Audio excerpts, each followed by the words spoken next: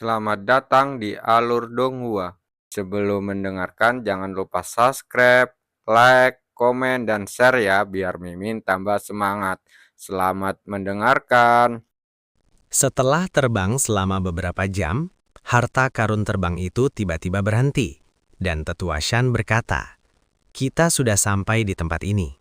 Namun, karena kita tidak bisa memasuki kota dengan harta karun terbang, kita harus turun di sini."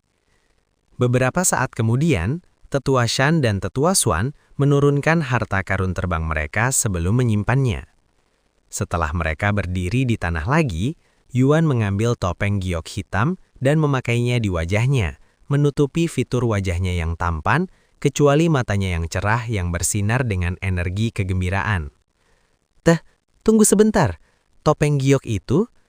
Ketika Minli melihat topeng giok yang tampak familiar ini, dia langsung teringat pada sosok misterius selama ujian murid. Ternyata kau selama ini." Minli berteriak keras sambil menunjuk Yuan dengan jari-jari tergemetar ketika dia menyadari kebenarannya. "Hah?" Semua orang di sana, termasuk Yuan, menoleh ke arah Minli dengan alis terangkat dan ekspresi bingung. "Apa yang kau bicarakan?" tanya Xuan Wuhan padanya. Kau, murid Yuan, kau sosok bertopeng dari ujian murid. Aku melihatmu selama ujian ketiga, bahkan memperhatikanmu karena auramu yang kuat.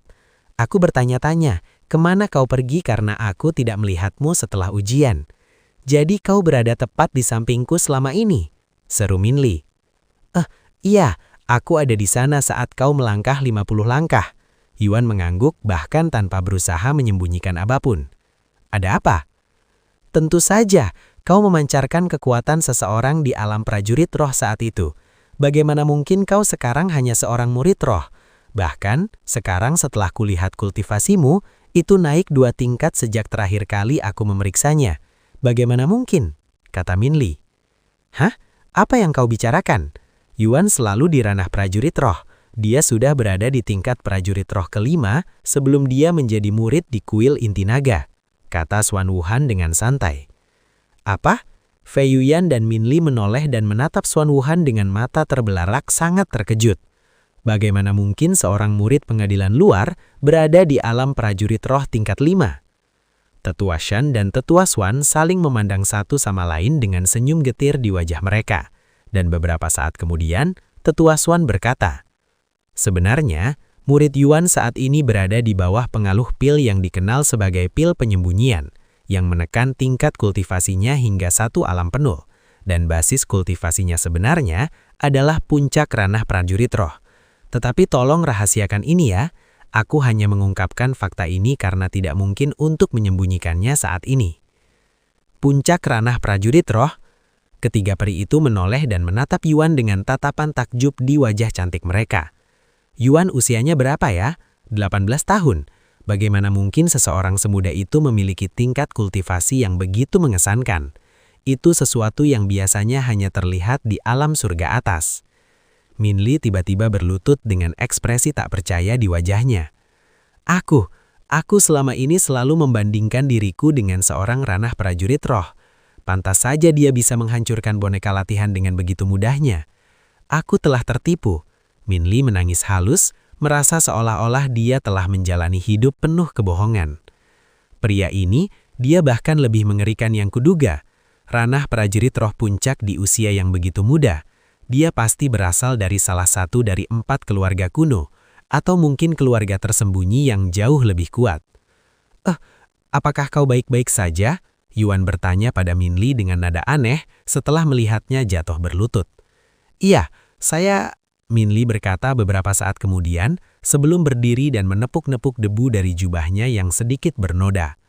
Beberapa saat kemudian, Tetua Shan bertanya kepada mereka, "Apakah kita siap untuk melanjutkan?" "Iya." Mereka semua mengangguk. Maka Tetua Shan mulai memimpin mereka menuju kota yang jaraknya kurang dari 1 mil. Ranah prajurit spiritual puncak. Dia tidak hanya lebih berbakat daripadaku dalam musik, tapi dia juga lebih kuat daripadaku dalam hal kultivasi. Fei Yuyan menatap punggung Yuan dari belakang dengan ekspresi mendalam di wajahnya, bertanya-tanya apakah ada rahasia lain yang ingin dia ungkapkan. Beberapa menit kemudian, mereka tiba di depan tembok kota. "Wah, banyak sekali orang di sini," gumam Yuan dengan suara terpana. "Sial, aku telah meremehkan kerumunan ini. Aku tidak menyangka akan ada begitu banyak orang di sini." Tetua Shan mendesah saat melihat begitu banyak orang. Tetua Xuan menggelengkan kepala dan berkata sambil tersenyum, "Meskipun kebanyakan kau tidak tahu malu di sekte ini, terkadang kau bisa sangat rendah hati dan polos, Tetua Shan." "Apa maksudmu?" Tetua Shan menatapnya sambil mengangkat sebelah alisnya. Tetua Xuan terkekeh dan berkata, "Apakah kalian benar-benar berpikir mereka akan menyuruh kita mengantri seperti orang lain di sini? Ikuti saja aku." Tetua Xuan tidak menunggu jawaban dan melangkah menuju tembok kota dan masuk ke dalam kerumunan. Meskipun tidak ada mata yang mengawasi dari belakang, orang-orang di depan Tetua Xuan secara tidak sadar menoleh karena aura mendalam Tetua Xuan yang menusuk punggung mereka dengan jari tak terlihat. Itu adalah penetua sekte dari kuil inti naga yang terhormat. "Hei, bukankah itu Tetua Xuan, Tetua Agung kuil inti naga? Apa yang dia lakukan di sini?"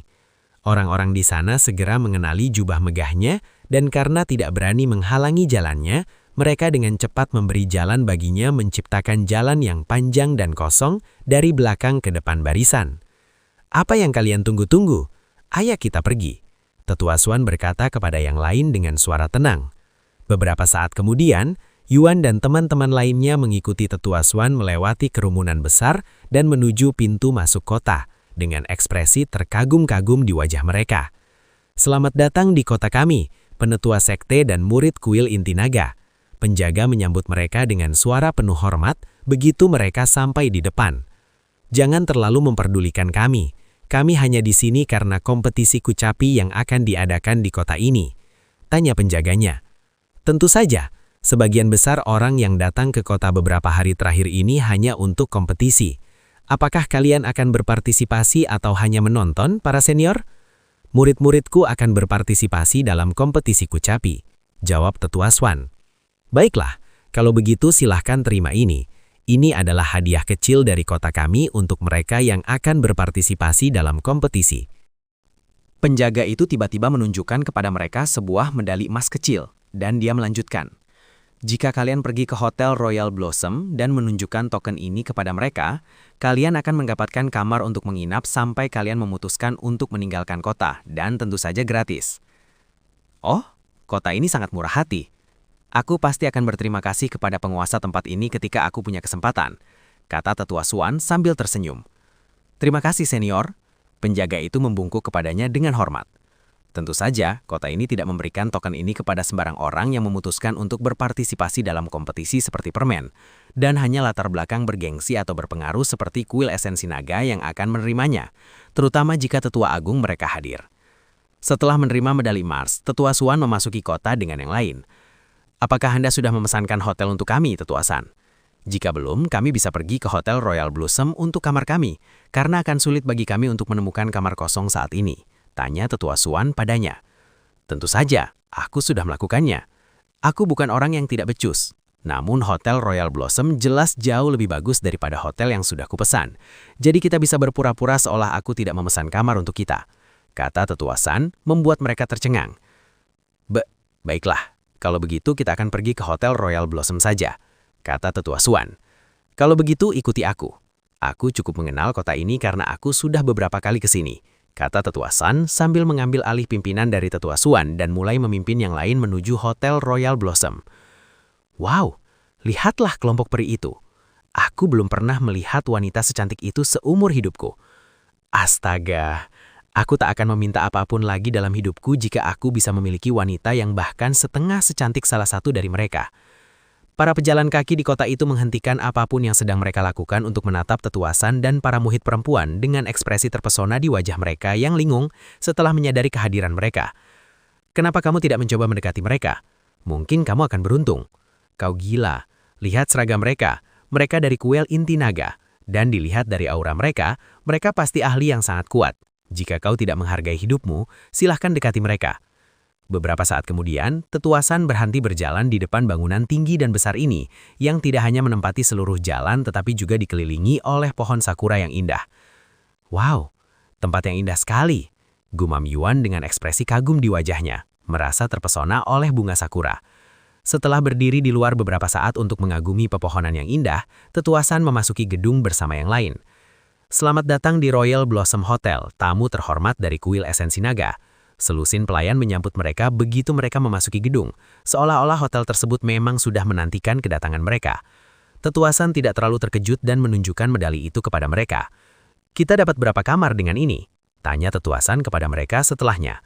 Salah satu pekerja di sana langsung menjawab, "Biasanya Anda diperbolehkan memesan hingga 5 kamar, tapi karena kompetisi yang akan datang yang menyebabkan peningkatan jumlah tamu, jadi kami hanya dapat menyediakan 2 kamar. Namun setiap kamar dapat menampung hingga 4 orang. Kami mohon maaf atas ketidaknyamanan ini." "Kamu tidak perlu meminta maaf, apalagi kita tidak bisa mengeluh tentang sesuatu yang diberikan kepada kita secara cuma-cuma," kata Tetua San. Lalu dia menoleh ke arah Yuan dan yang lainnya. "Mari kita lihat, kita ada 6 orang tetapi hanya ada 2 kamar, 2 untuk laki-laki dan 4 untuk perempuan. Kurasa sudah jelas bagaimana kita harus membagi kamar-kamar itu." Tetua San kemudian menunjuk ke arah para murid perempuan dan berkata, "Kalian bertiga bisa tinggal di 1 kamar dan aku akan tinggal bersama Tetua Suan dan murid Yuan." Semua orang di sana menatap Tetua San dengan ekspresi tercengang. Tetua Suan berdeham sebentar, kemudian berkata, "Tetua San, bukankah lebih masuk akal jika Anda bergabung dengan 3 murid perempuan daripada bergabung dengan kami 2 laki-laki? Apalagi Ekam bisa menampung 4 orang. Mengapa harus memacu 4 orang ke dalam 1 kamar, padahal kita bisa berbagi kamar secara merata dan memiliki lebih banyak ruang? Ini sangat masuk akal." Tetua San menjawab dengan suara tegas, wajah cantiknya tanpa sedikit pun tanda malu atau canggung, dan dia melanjutkan, "Dan saya tidak keberatan berbagi kamar dengan kalian berdua, karena saya yakin tidak akan terjadi apa-apa." "Apakah kau yakin tentang itu?" "Meskipun saya yakin bahwa kita berdua tidak akan melakukan apa-apa, aku tidak bisa mengatakan hal yang sama untuk Tetua San, Tetua Suan," kata Tetua Suan dengan mata menyipit. "Tapi karena kau ingin berbagi kamar secara merata, cucu saya bisa tinggal di kamar yang sama dengan kita." Alis Tetua San berkedut setelah mendengar balasan Tetua Suan. Sementara itu jantung Suan Wuhan berdebar dengan kegembiraan, dan dia sudah bisa membayangkan tidur di kamar yang sama dengan Yuan, mungkin bahkan di ranjang yang sama. "Mengapa Anda mempersulit ini, Tetua Suan? Biarkan saja para murid bersama. Namun karena murid Yuan tidak bisa tidur bersama yang lain karena alasan yang jelas, dia bisa tinggal bersama kami para tetua," kata Tetua San setelah terdiam satu lama. Tetua Suan mengangkat alisnya dan berkata dengan santai, "Kenapa tidak? Apalagi ini bukan pertama kalinya mereka tidur di tempat yang sama." "Ah, apa yang baru saja kau katakan, Tetua Suan?" Mata Tetua San langsung melebar karena terkejut, dan dia menatap Tetua Suan dengan ekspresi tidak percaya di wajahnya. "Maksud kamu ini bukan pertama kalinya mereka tidur bersama, Tetua Suan?" Tetua San tiba-tiba melangkah maju dengan agresif, tampaknya seperti ingin mencengkram kerai baju Tetua Suan dan mengguncangnya dengan keras. Namun Tetua San menahan dorongan hatinya dan berhenti setelah langkah pertamanya. Namun tatapannya masih menatap tajam ke arah Tetua Suan, seolah-olah dia menuntut jawaban. Senyum tipis muncul di wajah Tetua Suan setelah menggelengkan kepalanya dan berkata, "Tenanglah Tetua San, aku akan menjelaskan." Oleh karena itu, untuk menenangkan Tetua San, Tetua Suan menjelaskan seluruh situasi mengenai Fei Yuyan tinggal di kediaman Yuan agar mereka bisa berlatih dengan lebih nyaman. Tetua San menoleh ke arah Fei Yuyan dengan ekspresi tidak percaya di wajahnya setelah mendengar seluruh cerita dan akhirnya memahami situasinya. "Kau tak bisa dipercaya. Bagaimana mungkin kau tidak memberitahu gurumu sendiri tentang ini? Kita harus bicara sebentar nanti, hanya kita berdua," kata Tetua Shan padanya, jelas kesal dengan tindakan Fei Yuyan karena suatu alasan. "Iya Tuan," Fei Yuyan menjawab dengan anggukan sebelum menghela napas dalam hati. "Justru karena inilah aku tidak ingin memberitahumu tentang tinggal di rumah Yuan. Senior Shan, jika Anda khawatir murid Fei melanggar aturan sekte, tenang saja, karena kami telah menerima izin dari Tetua Suan," kata Yuan kepada Tetua Shan setelahnya. Khawatir murid Fei akan dimarahi karena kesalahpahaman. Senyum getir muncul di wajah Tetua Shan setelah melihat wajah polos Yuan, dan dia berkata, "Jangan khawatir murid Yuan, kalian berdua tidak dalam masalah. Dan ini bukan tentang melanggar peraturan sekte." Benarkah begitu?" Yuan mengangguk merasa lega karena itu bukan tentang melanggar aturan sekte. "Lagi pula, aku tidak akan mengizinkan murid Yuan tidur sekamar dengan murid perempuan selama aku di sini. Jadi dia akan tidur bersama kami," kata Tetua Shan dengan suara tegas dan ekspresi wajah yang mantap. Tetua Suan menggelengkan kepalanya dalam hati. Mengetahui kekeras-kepalaan Tetua Shan dan tanpa bantuan dari para tetua lainnya, Tetua Suan tahu bahwa hampir mustahil untuk mengubah pikirannya. Baiklah, kau bisa tinggal bersama kami, gumam tetua Swan dengan suara lelah setelahnya. Swan Wuhan merasa jantungnya berdebar kencang setelah mendengar ini, karena itu berarti dia tidak akan bisa lagi tidur sekamar dengan Yuan, apalagi di ranjang yang sama. Meskipun dia ingin mengeluh, dia tidak ingin terdengar putus asa, dan dia tidak sekurang ajar tetua Shan. Sementara itu, para pekerja hotel berdiri di sana dengan ekspresi tercengang di wajah mereka saat menyaksikan pemandangan yang sebenarnya bisa dijadikan film komedi romantis. Tolong izinkan saya menunjukkan kamar-kamarnya, kata salah satu pelayan di sana kepada mereka setelah pertunjukan kecil mereka selesai. Beberapa saat kemudian, pelayan itu membawa mereka ke lantai 4 dan menunjukkan kepada mereka 2 kamar terakhir di lorong tersebut. Ini akan menjadi kamar Anda para tamu terhormat. Jika Anda ingin tetap tinggal bahkan setelah kompetisi, pasti akan ada lebih banyak kamar yang tersedia, karena mereka yang datang untuk kompetisi biasanya langsung pergi setelahnya. Dan ini kunci kamar Anda.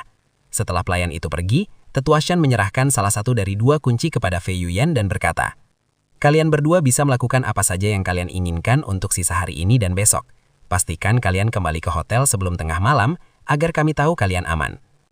Segera setelah mendengar kata-kata tetua Shan, Fei Yuyan menatap Yuan dan bertanya kepadanya, "Murid Yuan, apakah Anda ingin melihat kecapi bersama saya? Saya tahu toko musik besar ini yang tidak hanya memajang kecapi-kecapi berkualitas tinggi, tapi juga menjualnya." "Benarkah? Aku ingin pergi." Yuan langsung mengangguk. "Aku juga akan pergi," kata Swan Wuhan. "Aku juga," kata Min Li. "Tunggu sebentar. Sebelum kau pergi, izinkan aku berbicara sebentar denganmu, murid Fei," kata tetua Shan tiba-tiba. "Aku akan segera kembali," kata Fei Yuyan kepada mereka sebelum mengikuti tetua Shan ke salah satu ruangan. Begitu mereka masuk, tetua Shan menatap Fei Yuyan dalam diam dengan mata menyipit. Setelah beberapa saat hening canggung yang terasa seperti 1 jam bagi Fei Yuyan, tetua Shan membuka mulutnya dan berbicara dengan suara serius. Apakah kalian berdua sudah melakukan itu bersama?" "Itu?" Fei Yuyan mengangkat alisnya dengan ekspresi bingung di wajahnya, karena dia terlalu gugup untuk berpikir jernih saat ini. "Apakah kau benar-benar perlu aku menjelaskannya secara rinci?" Tetua Shan menggelengkan kepala. Lalu dia melanjutkan, "Aku bicara tentang itu. Kau tinggal di rumahnya hampir selama seminggu penuh, kan? Pasti kamu sudah berhubungan seks." "Seks?" Fei Yuyan mundur selangkah terkejut dan dia menatap tetua Shan dengan ekspresi tak percaya di wajahnya. Bagaimana mungkin wanita cantik seperti tetua Shan mengucapkan kata vulgar seperti itu dengan santai saja? "Kami tidak melakukan hal seperti itu," Fei Yuyan langsung membantah setelah tersadar. "Apa? Belum? Benarkah? Kau tidak berbohong padaku, kan? Tidak mungkin seorang wanita dan pria seusiamu bisa hidup bersama tanpa melakukan apapun," kata tetua Shan meragukannya. "Kau pikir aku wanita seperti apa, guru? Tidak mungkin aku melakukan hal seperti itu dengan seseorang yang baru aku kenal.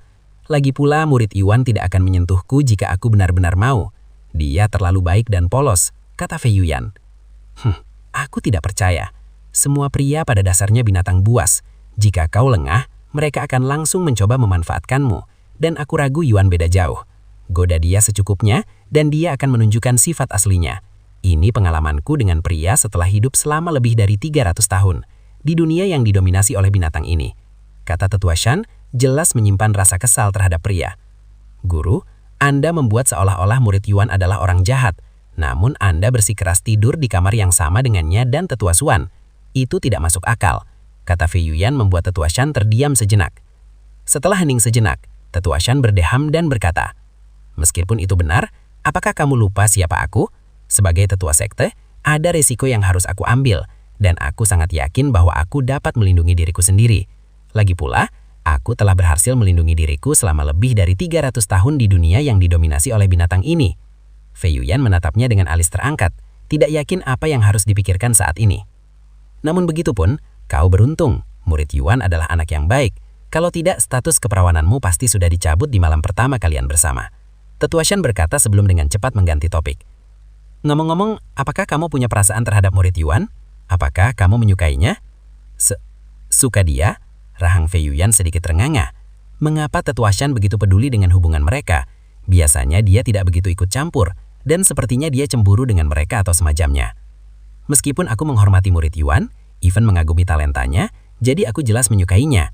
Tapi kurasa bukan jenis suka yang dimaksud guru. Rasanya begitu," jawab Fei Yuyan setelah terdiam sejenak. "Mengapa Anda bertanya, guru?" Fei Yuyan memutuskan untuk bertanya kepadanya. Tidak ada alasan khusus. Aku hanya penasaran karena ini pertama kalinya aku melihatmu begitu dekat dengan seorang pria, dan itu hampir terlihat mesra, kata Tetua Shan. Lalu dia melanjutkan, karena kamu tidak punya perasaan serius padanya dan tidak ada apapun yang terjadi di antara kalian berdua, kurasa tidak perlu kita melanjutkan percakapan ini lagi. Ayo pergi. Kamu ingin pergi ke toko musik kan? Anda ikut bersama kami, Guru? Tanya Fei Yuyan padanya dengan ekspresi terkejut. Tentu saja, aku punya kewajiban untuk melindungi murid Yuan. Jika sesuatu terjadi padanya, ketua sekte akan memenggal kepalaku, kata Tetua Shan. Siapakah sebenarnya murid Yuan dan mengapa sekte ini begitu melindunginya? Tanya Fei Yuyan.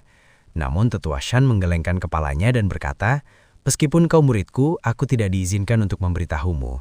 Tapi kau gadis yang cerdas, jadi kemungkinan besar kau akan mengetahuinya sendiri tanpa aku. Dan jika kau bisa menunggu beberapa minggu lagi, kau akan tahu persis mengapa sekte ini sangat menghargai murid Yuan. Beberapa minggu lagi, Fei Yuyan langsung berpikir. Hal pertama yang terlintas di benaknya setelah mendengar kata-kata Tetua Shan adalah alam mistik, salah satu peristiwa terbesar yang terjadi di surga bawah tahun ini. Dan kebetulan, hanya tinggal beberapa minggu lagi. Jangan bilang murid Yuan, dia akan ikut serta dalam alam mistik. Fei Yuyan tak kuasa menahan diri untuk bertanya.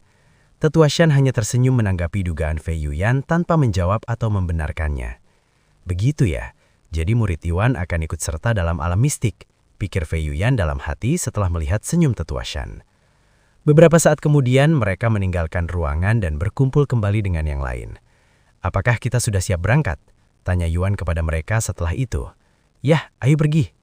Fei Yuyan mengangguk sebelum memimpin. Sementara itu, Yuan dan dua wanita lainnya mengikutinya. Adapun Tetua Xuan dan Tetua Shan, mereka juga mengikuti, tetapi mereka sedikit menjauh untuk memberi para murid lebih banyak ruang, hampir seperti penjaga yang mengawasi mereka dari belakang.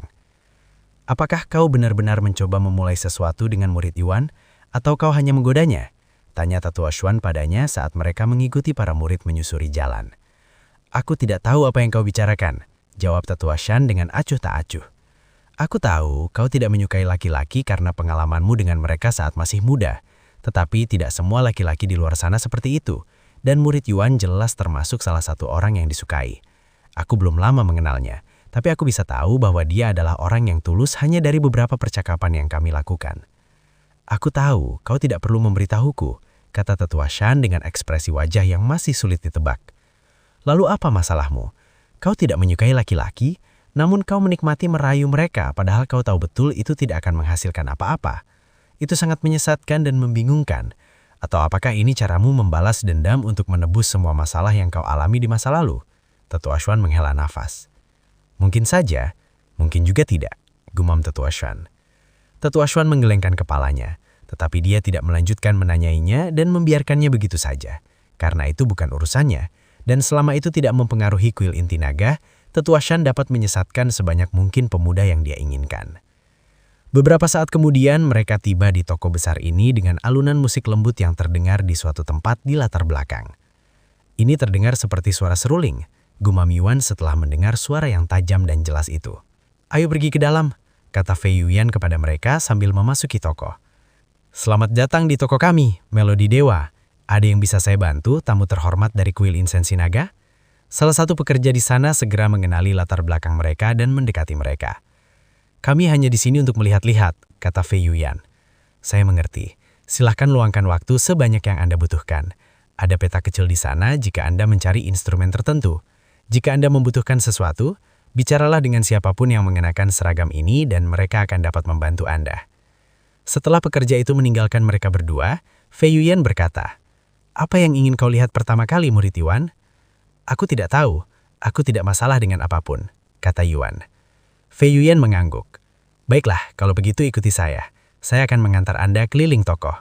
Wow, ini pasti alat musik yang sedang dimainkan sekarang, kata Yuan setelah mereka memasuki ruangan tertentu di toko itu. Maksudmu Dizzy? Itu adalah seruling yang biasanya terbuat dari bambu, kata Fei Yuyan sambil berdiri di depan etalase yang berisi seruling hijau muda dengan 10 lubang di dalamnya. Setelah menghabiskan beberapa menit dalam sesi Dizzy, mereka pergi ke ruangan lain yang memamerkan instrumen berbeda yang menyerupai gitar di dunia Yuan. Alat musik ini namanya apa? Tanya Yuan setelah melihat alat musik yang mirip gitar itu. Alat musik ini namanya pipa, jawab Fei Yuyan dengan cepat. Pipa, aku penasaran apakah fungsinya mirip dengan gitar. Gumam Yuan dalam hati sementara mereka berkeliling ruangan, mengagumi instrumen-instrumen yang dibuat dengan indah di dalam etalase. Setelah menghabiskan beberapa menit di ruangan pipa, mereka pergi ke ruangan berikutnya. Alat musik ini mirip bioli, gumam Yuan setelah melihat alat musik berbentuk hammer dengan gagang tipis dan bahkan ada busurnya di sampingnya yang persis seperti biola. Aku belum pernah mendengar istilah bioli, tapi alat musik ini namanya erhu. Kau letakkan di paha dan menggunakan busurnya untuk memainkan senarnya. Fei Yuyan menjelaskan secara singkat kepadanya. Begitu, Yuan mengangguk. Beberapa saat kemudian mereka meninggalkan ruangan dengan erhu dan memasuki ruangan terakhir di bangunan itu. Apakah kau mengenali alat musik ini, murid Yuan? Tanya Fei Yuyan dengan nada sarkastik di ruangan yang hanya dipenuhi dengan musik kecapi. Yuan semering-semerit dan ikut bermain-main dengannya. Aku tidak tahu, tapi mereka tampak sangat familiar. Ngomong-ngomong, lihatlah kecapi di sini. Fei Yuyan kemudian menunjuk kecapi di salah satu etalase dan melanjutkan. Ini adalah kecapi kelas surga yang terbuat dari giok is, material yang sangat langka dan rumornya dulu pernah dimiliki oleh Dewi Kecapi. Dewi Kecapi? Sosok seperti apa Dewi Kecapi ini? Tanya Yuan merasa lebih tertarik pada orangnya daripada kecapinya. Pakar kecapi nomor 1 di dunia ini. Jika Dewi Kecapi mengklaim sebagai pemain kecapi terbaik kedua di dunia ini, tidak akan ada yang berani mengklaim sebagai yang pertama. Bahkan, ada legenda tentang Dewi Kecapi yang menciptakan kehidupan dan bintang dengan musiknya. Menciptakan kehidupan dengan musik? Aku tidak bisa membayangkan hal seperti itu. Yuan menggelengkan kepalanya. Itu hanya legenda. Tapi jika Dewi Kecapi itu nyata, aku ingin sekali bertemu seseorang seperti dia. Fei Yuyan menghela napas dengan perasaan rindu di matanya. Mungkin Yuan akan menjadi dewa kecapi suatu hari nanti, kata Suan Muhan tiba-tiba dengan nada bercanda. Dewa kecapi? Fei Yuyan menatap Yuan dengan ekspresi aneh di wajahnya, terutama karena dia mencoba membayangkan Yuan sebagai dewa kecapi. Tapi sayangnya, dia tidak bisa membentuk gambaran seperti itu meskipun sudah berusaha keras. Baiklah, mari kita lanjutkan melihat-lihat. Setelah selesai melihat ruangan-ruangan ini, kita bisa melihat toko mereka dan melihat apakah ada sesuatu yang bisa dibeli, kata Fei Yuyan. Beberapa saat kemudian, mereka kembali memperhatikan alat musik kecapi, sementara Fei Yuyan memberi Yuan pelajaran sejarah singkat tentang hampir semua alat musik yang ada di sana. Jika Fei Yuyan mengganti seragam muridnya dengan salah satu seragam di tempat ini, para tamu tidak akan pernah menyadarinya. Beberapa saat kemudian, Fei Yuyan membawa mereka keluar dari ruangan kecapi, sebelum membawa mereka ke halaman luas di belakang toko ini. Di dalam halaman, terdapat sekitar selusin etalase yang tertata rapi, dan di dalam etalase tersebut, terdapat alat-alat musik dengan label harga. Yuan mendekati salah satu etalase yang memamerkan dizi berwarna hitam. Seruling burung pipit hitam, tingkat bumi, kualitas tinggi, deskripsi, seruling bambu yang dibuat dari bambu hitam yang ditemukan di hutan burung pipit hitam. Harga 5 juta koin emas atau 500 batu ruh. Lah, 5 juta emas? Rahang Yuan sedikit teranga setelah melihat label harga tersebut. Wow, harganya cukup murah, apalagi ini harta karun kelas bumi berkualitas tinggi. Fei Yuyan muncul di belakang Yuan dan berkata, "Ini murah." Yuan mengangkat alisnya, dan beberapa saat kemudian dia bertanya, "Ngomong-ngomong, apa itu batu ruh?" Batu spiritual adalah sumber daya kultivasi utama bagi para kultivator, dan tidak hanya dapat digunakan sebagai mata uang, tetapi satu buah batu spiritual bernilai sekitar 10.000 koin emas. Namun, orang-orang masih lebih suka berdagang dengan koin emas, karena mereka lebih memilih menggunakan batu spiritual untuk meningkatkan kultivasi mereka. Jelas Fei Yuyan kepadanya. Begitu, Yuan mengangguk. Jika ini kecapi, mungkin aku akan membelinya, tapi sayangnya aku tidak memainkan dizi. Fei Yuyan menggelengkan kepalanya melihat seruling burung pipit hitam sebelum berjalan ke etalase berikutnya yang memamerkan harta karun kelas bumi berkualitas tinggi lainnya, sebuah pipa berwarna merah dengan label harga 8 juta koin emas atau 800 batu spiritual. Beberapa menit kemudian Fei Yuyan menghela napas panjang. Sayang sekali, tidak ada satupun alat musik kecapi yang terjual hari ini. Terakhir kali saya ke sini, ada 3 buah yang terjual. Apakah hanya ini saja yang bisa dilihat di tempat ini? Kemana kita harus pergi selanjutnya? Masih banyak waktu, kata Suan Wuhan. Siapa bilang kita sudah selesai di sini? Masih ada satu tempat lagi di toko ini yang ingin kutunjukkan kepadamu, terutama murid Yuan. Fei Yuyan berkata sambil menatap Yuan dengan senyum misterius di wajahnya. Ikutlah denganku, katanya sebelum berjalan pergi. Melihat ini, Yuan segera mengikutinya dan yang lain pun mengikutinya. Beberapa menit kemudian, mereka tiba di tempat misterius dan sunyi ini dengan dua penjaga berdiri di samping pintu yang memancarkan aura suram. Keduanya adalah prajurit roh tingkat puncak. Kita di mana? Saya rasa kita tidak seharusnya berada di sini, kata Xuan Wuhan kepada Fei Yuyan. Tentu saja ini tidak tempat untuk umum. Hanya mereka yang masuk 10 besar dalam kompetisi kecapi sebelumnya yang boleh datang ke sini. Dan karena saya berada di peringkat ke-7, saya diizinkan masuk. Itu tidak adil. Xuan Wuhan langsung mengeluh. Jika kau bisa memainkan kecapi setidaknya setengah baik seperti murid Yuan, mungkin aku akan mempertimbangkan untuk mengajakmu masuk nanti. Kalau tidak, itu hanya akan membuang waktu dan tenagaku. Fei Yuyan menggelengkan kepalanya. Kamu? Xuan Wuhan menyipitkan matanya ke arah Fei Yuyan, tetapi sayangnya dia sama sekali tidak bisa memainkan kecapi. Fei Yuyan tidak lagi memperhatikan Xuan Wuhan dan beralih menatap Yuan. Ikutlah denganku, katanya.